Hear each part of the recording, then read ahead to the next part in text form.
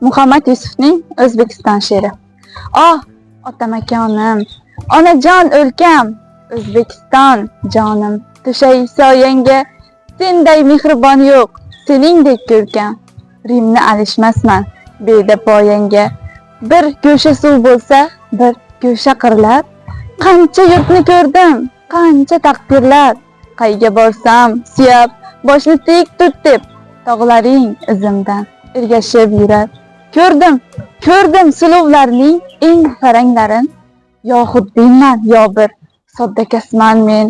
Parijning eng go'zal restoranlarin. Bitta tandiringga alishmasman men. Na gapga ko'nayin, na til bilayin.